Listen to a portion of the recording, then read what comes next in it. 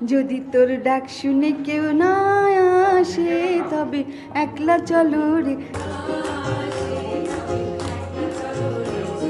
ঐতিহাসিক বাংলাদেশ সেন্টার লন্ডনের উদ্যোগে কবিগুরু রবীন্দ্রনাথ ঠাকুর ও জাতীয় কবি কাজী নজরুল ইসলামের জন্মজয়ন্তী উদযাপন পালিত হয়েছে। রবিবার বাংলাদেশ সেন্টারের মেইন হলে অনুষ্ঠানের সভাপতিত্ব করেন বাংলাদেশ সেন্টারের ভাইস চেয়ারম্যান মিস গুলনেহার খান। বাংলাদেশ সেন্টারের জেনারেল সেক্রেটারি দেলোয়ার হোসেনের পরিচালনায় জাতীয় সঙ্গীতের মাধ্যমে অনুষ্ঠান শুরু করা হয়।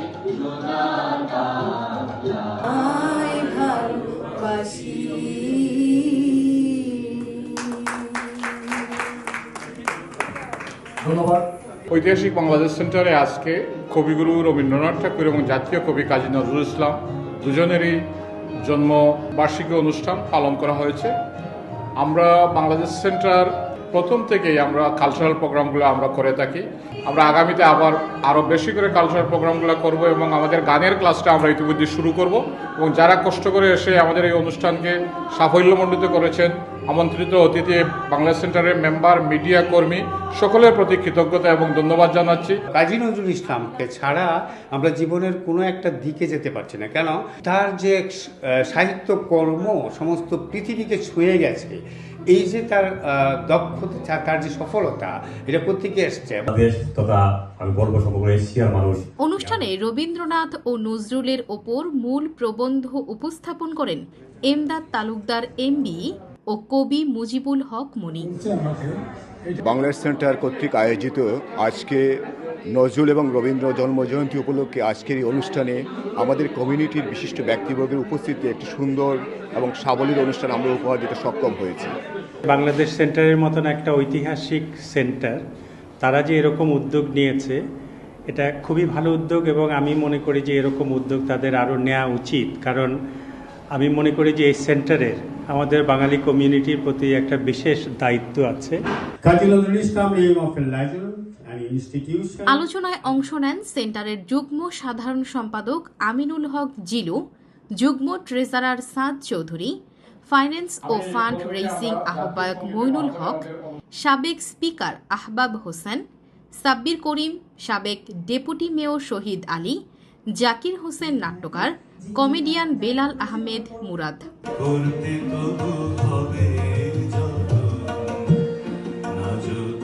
মূল যে আমাদের যারা কবি বা কম্পোজার, তাদের নিয়ে প্রচুর হচ্ছে এবং আরও বেশি হওয়া উচিত।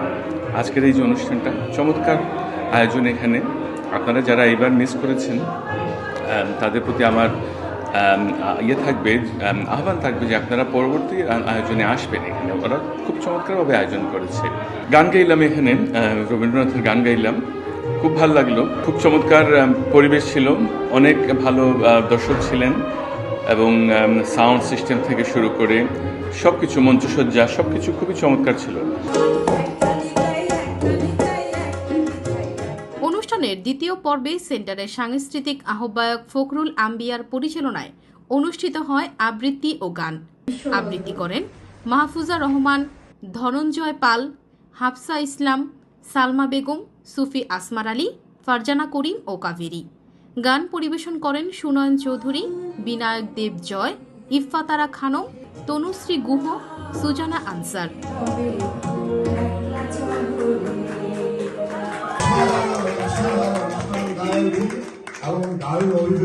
বাংলাদেশ সেন্টারে আসলে মনটা অন্যরকম হয়ে যায়। বাংলাদেশ সেন্টারটা মনে হয় আমাদের প্রাণের সেন্টার। এখানে আসলে বাংলাদেশি মনে হয়, তাই এখানে গান করতে পেরে ভালো লাগছে এবং আমি সবসময় সেই শুরু থেকে আসছি, এদেশে আসার পর থেকে এখনও তারা আমাকে ডাকে, এই জন্য আমি অনেক কৃতজ্ঞ।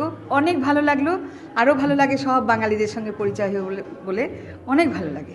যদি তোর ডাক শুনে কেউ না আসে তবে একলা চলো রে, যদি তোর ডাক শুনে কেউ না আসে তবে একলা চলো রে, একলা চলো, একলা চলো, একলা চলো, একলা চলো রে, যদি তোর ডাক শুনে কেউ না আসে তবে একলা চলো রে। কাজী নজরুল ইসলাম এবং কবিগুরু রবীন্দ্রনাথ ঠাকুরের জন্ম উৎসব পালন করছি। আমাদের অডিয়েন্স অনেক সুন্দর সুন্দর গান হচ্ছে, আমরা সবাই মিলে উপভোগ করছি এবং আমরা সব জাতীয় ফাংশনগুলি ঐতিহাসিক বাংলাদেশ সেন্টারে আমরা উদযাপন করে থাকি।